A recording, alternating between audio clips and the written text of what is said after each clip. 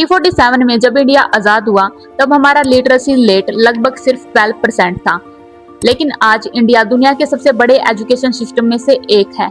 करोड़ों student college and schools में पढ़ते हैं, लेकिन आज भी एक सवाल हमारे इर्द गिर्द हमेशा घूमता रहता है। जब हमारे पास डिग्री है, स्किल्स है, लेकिन रिक्वायर्ड जॉब क्यों नहीं है?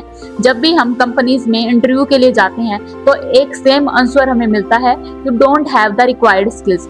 आखिरकार प्रॉब्लम कहाँ है? क्या हमारे स्टूडेंट में है, या हमारे एजुकेशन सिस्टम में है, या फिर हमारे स्कूल्स और कॉलेजेस में है? आज की इस वीडियो में हम मौजूदा historical facts, China and America की एजुकेशन सिस्टम एंड हमारी इंडिया की न्यू एजुकेशन पॉलिसी के थ्रू समझने की कोशिश करेंगे कि आखिरकार प्रॉब्लम कहाँ है। इन सारे क्वेश्चंस का आंसर हम अपनी इस थ्योरी के जरिए निकालने की कोशिश करेंगे। जब हम आगे बढ़ चुके हैं इस थ्योरी में, तो सबसे पहला क्वेश्चन हमारे माइंड में आता है, जो आज हम एक रट्टा लगाए हुए हैं कि हमारा एजुकेशन सिस्टम खराब है, इसकी वजह से हमारे स्टूडेंट तरक्की नहीं कर पा रहे हैं। इस वजह से हम जो हमारी बड़ी इकोनॉमी है, चाइना है, अमेरिका है, उसकी रेस में पीछे हैं। उसका जो एजुकेशन सिस्टम हम देखते हैं, उसका एक बड़ा हिस्सा ब्रिटिश एरा की तरफ जाता है। 1835 में थॉमस बेबिंगटन मैकॉले ने एक फेमस डॉक्यूमेंट लिखा, जिस आमतौर पर मैकॉलेस मिनट ऑन एजुकेशन के नाम से जाना जाता है, जिसका मेन उद्देश्य सिर्फ ब्रिटिश एडमिनिस्ट्रेशन के लिए इंग्लिश एजुकेटेड वर्कफोर्स रेडी करना था। इस मॉडल में एग्जाम और मेमोराइजेशन को ज्यादा इम्पोर्टेंस मिली। आज के स्टूडेंट भी एग्जाम देने के बाद एजुकेशन का काफी हिस्सा भूल जाते हैं। दैट मीन्स जो चीजें उनने ड्यूरिंग एग्जाम लर्न की है, उनके लिए उसको याद करके रट्टा मार के एग्जाम में लिख आना ही उनके लिए एक एजुकेशन है। उनके लिए सिर्फ मार्क्स डिपेंड करते हैं। लेकिन जो एजुकेशन से हम छोटे छोटे पॉइंट्स को हम अपने दिमाग में बिठाते हैं, उनके लिए वो मैटर नहीं करती। उनके लिए सिर्फ एग्जाम और नंबर ही मैटर करते हैं। एंड यही जो ब्रिटिश एरा की देन है, जिसको हम आज तक फॉलो करते आ रहे हैं। तो हमारे माइंड में या हमारे टैलेंट में कोई कमी नहीं है। जिस घिसी पिटी मॉडल को हम फॉलो करते आ रहे हैं, उस मॉडल में प्रॉब्लम है। इस मॉडल में आज तक हमें कभी ये चीज बताई ही नहीं गई कि एजुकेशन का मतलब सिर्फ मार्क्स या एग्जाम नहीं होता, बल्कि रियल प्रॉब्लम को सोल्व करना भी होता है। अब हमने इस चीज को तो देख लिया कि आखिरकार हमारे टैलेंट में कोई कमी नहीं है, कमी हमारे मॉडल में है। अब हम बढ़ते हैं आज की प्रेजेंट सिचुएशन पर कि इंडिया की रियलिटी क्या है। तो हम समझते हैं with the help of chapter 2, जिसका नाम है इंडिया की रियलिटी। अब देखो, इंडिया में ना ही तो टैलेंट की कमी है और ना ही टैलेंटेड स्टूडेंट की। जितनी भी बड़ी बड़ी एजेंसी है, चाहे वो इसरो हो, नासा हो, आईटी ग्रेजुएट हो, एंटरप्रेन्योर्स हो, ये सब इसी सिस्टम से निकले हैं। लेकिन उनको वो अपॉर्चुनिटी नहीं मिल पाती जिनके वो हकदार होते हैं। वो उन ऊंचाइयों पे पहुंच ही नहीं पाते जितना उनमें टैलेंट है। अब हम ये समझेंगे ऐसा क्यों है और क्या ऐसी चीजें हैं जो उनको ऐसा करने से रोकती हैं। मेनली सिस्टम है हमारे कॉलेज और स्कूल्स। काफी कॉलेज में एंड काफी स्कूल्स में ऐसा हमने कुछ सिस्टम बनाया ही नहीं है कि जिससे वो जिनमें थोड़ा सा भी टैलेंट है, उस टैलेंट के जरिए उनको एक अच्छी खासी प्लेसमेंट मिल सके एक अच्छी कंपनी में। That is the main reason कि वो उनको वो अपॉर्चुनिटी नहीं मिल। पर जिन कॉलेज में ये सब चीजें अवेलेबल होती हैं, वहाँ पे या तो फिर लैब की कमी होती है, या फिर वहाँ पे वैसे वो प्रैक्टिकल चीजें करवाई ही नहीं जाती हैं जिनसे एक स्टूडेंट का माइंड डेवलप हो। यहाँ पे सिर्फ रिजल्ट एंड डिग्री कंप्लीट होने तक का वेट करवाया जाता है, जिससे चल के उनका और टाइम खराब हो रहा होता है एंड उनका माइंड टोटली तरीके से थक चुका होता है। अब हम समझते हैं कि हमारे बीच में इतना मेजर डिफरेंस क्यों है चाइना की, अमेरिका की एंड इंडिया की एजुकेशन सिस्टम के बीच। चाइना ने मैन्युफैक्चरिंग, इंजीनियर और टेक्नोलॉजी एजुकेशन में बड़े लेवल पर इन्वेस्टमेंट किया है, जो कि हमारे इंडिया पर आज तक कभी नहीं हुआ है। चाइना हमेशा मैन्युफैक्चरिंग की चीज है, जहाँ पर लोगों में क्रिएटिविटी है, उसको आगे ले जाने की कोशिश करता है। की वजह से चाइना ने आज के टाइम में अपने लेवल पर इतनी हाईएस्ट ग्रोथ कर ली है कि कोई भी ऐसा देश नहीं है जो कि चाइना का सामान ना यूज करता हो, क्रिएटिविटी से वाकिफ ना हो।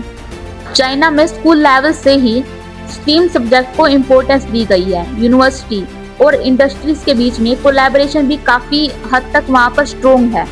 इससे स्टूडेंट को प्रैक्टिकल एक्सपोजर मिलता है। किसी भी एजुकेशन सिस्टम के दो क्लासेस होती हैं, एक तो होती है हाईएस्ट, एक होती है बैकवर्ड।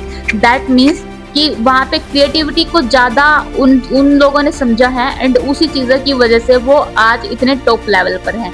लेकिन हम देखें अपने यहाँ पर, हमारे यहाँ पर क्रिएटिविटी को इतना समझा ही नहीं गया। हमारे यहाँ पे सिर्फ अच्छे सक्सेस का मतलब है गवर्नमेंट जॉब। यहाँ पे बिजनेस स्किल्स, सेल्स का किसी से कोई लेना देना नहीं है।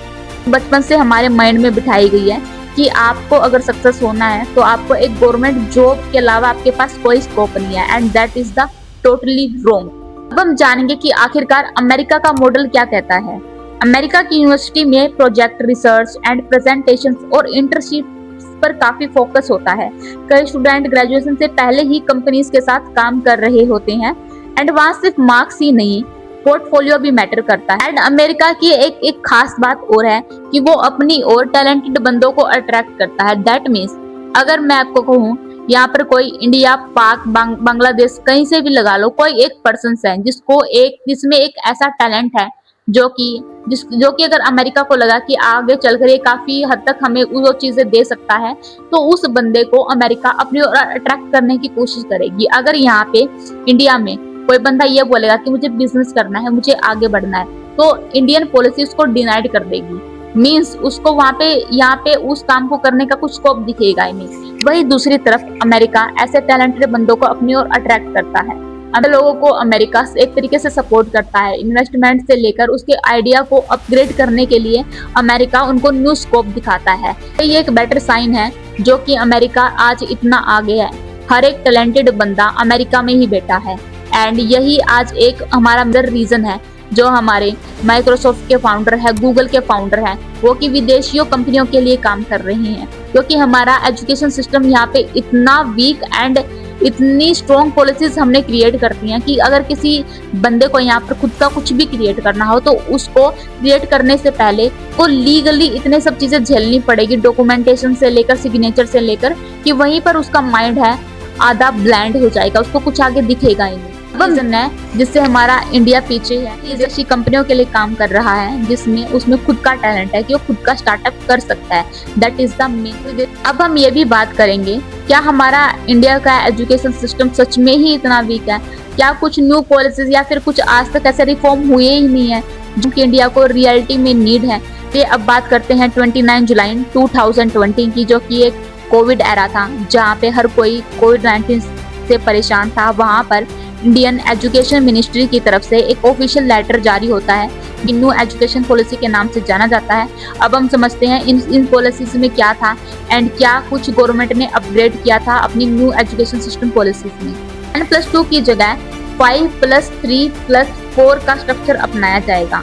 इसका मतलब क्या रहेगा कि क्लास 6 से वोकेशनल एजुकेशन और इंटर्नशिप को इंकरेज करा जाएगा, जो कि बिल्कुल किया जाना चाहिए।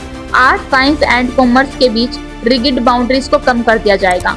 हमारे यहाँ पर क्या था, अगर कोई बंदा आर्ट में है तो उसको आर्ट ही करना पड़ेगा। इनफैक्ट उसका फ्यूचर अगर साइंस में है तो वो उसको आर्ट के सब्जेक्ट पढ़ने पड़ेंगे, बीच में वो साइंस का सब्जेक्ट घुसेड़ नहीं सकता है। इस डिफरेंस को हमारी न्यू एजुकेशन सिस्टम ने खत्म कर दिया। अब स्टूडेंट को साइंस में इंटरेस्टेड है तो वो अपनी आर्ट्स के साथ साइंस को भी आगे लेके चल सकता है। अब हम बात करते हैं, क्या आखिरकार हमारे फ्यूचर को नीड किस चीज की है? क्या हमारे फ्यूचर को हिस्ट्री, आर्ट्स इन सब की नीड है या फिर एआई एंड टेक्नोलॉजी की? अगर मैं खुल के बोलूं तो आजकल एआई का दौर है, टेक्नोलॉजी का दौर है। आज सब कुछ एआई हो चुका है, ऑटोमेशन आ रहा है। अगर आज हमारा इंडिया इन्हीं सब टेक्नोलॉजी एंड इन्हीं स्किल्स पर ध्यान दे तो वही स्टूडेंट फ्यूचर में आगे जाके तरक्की भी करेगा एंड कंटिन्यूसली खुद को अपग्रेड भी करेगा। तो ज्यादा छोटा सा क्वेश्चन एक आप लोगों से भी है, आपके अकॉर्डिंग ऐसी कौन सी चीजें हैं जो कि हमें एजुकेशन में तब्दील करनी चाहिए, जो हमें अपने एजुकेशन में मिलाने चाहिए? अपने कमेंट में राय जरूर बताना है। एंड आपको इसी तरीके की रिसर्च बेस्ड डॉक्यूमेंट्री पसंद है तो इस चैनल को सब्सक्राइब जरूर कर लो। ये रियली ये चैनल आपके लिए काफी हेल्पफुल रहेगा। मिलते हैं नेक्स्ट वीडियो में एक नई रिसर्च के साथ। Thanks for watching my video till the keep learning keep growing.